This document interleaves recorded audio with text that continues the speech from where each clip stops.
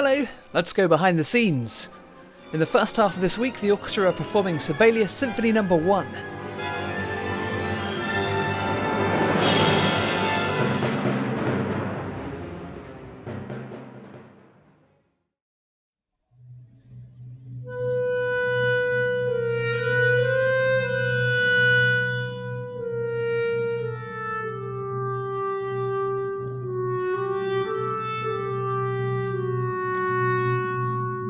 Sibelius 1 starts in quite an unusually bare and stripped back way. There's a very soft timpani roll, and then for about a minute there's this very lonely tune in the first clarinet.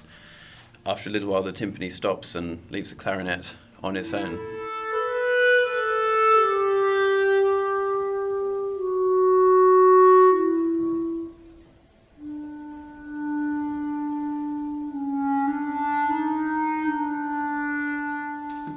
And actually in this tune, Sibelius explores quite a lot of the thematic material that ends up coming back through the symphony, but also creates this very sort of bleak, desolate atmosphere that also permeates this piece.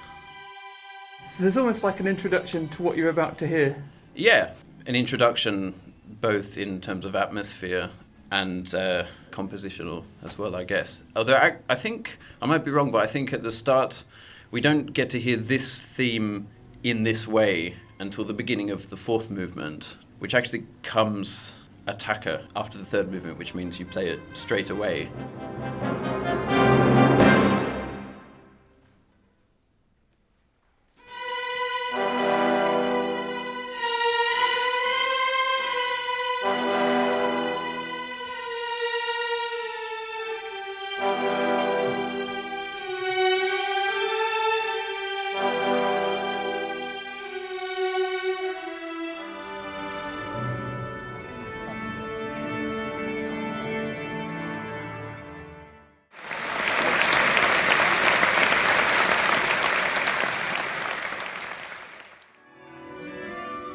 In the second half of the week, the orchestra are performing Schoenberg's Pelléas and Melisande.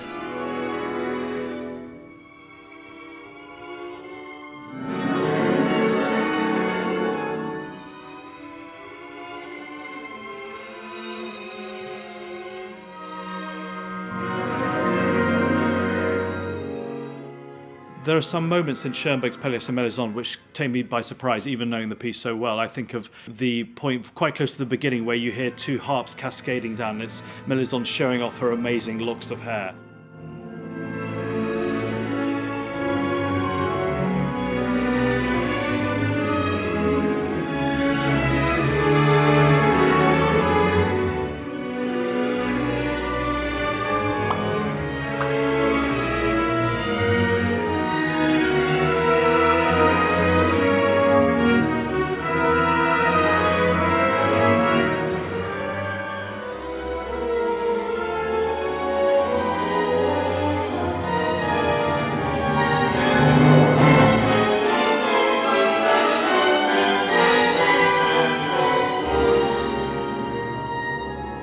It's a really full-on piece. I mean, it's a huge orchestra. You can probably see we've got quadruple woodwind. I'm sitting next to 4 harps. We've got 2 cor anglais. We've got 2 bass clarinets, 8 horns. It's a huge orchestra. It's absolutely vast. And a lot of us are playing for most of the piece. There's not many of us putting our instruments down for many bars rest.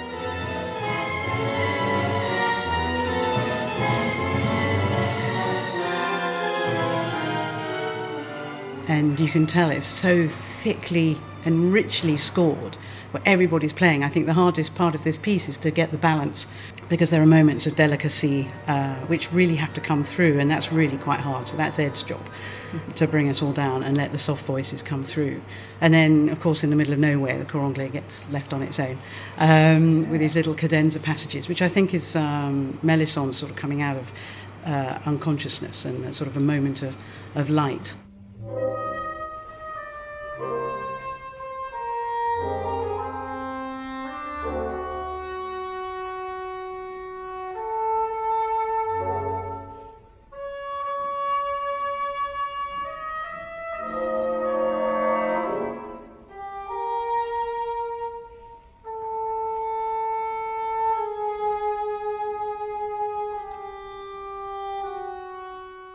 When you've been blasting and it's very loud for that amount of time, your reeds just really want to collapse. But you can't have a reed that's too hard for that sort of bit.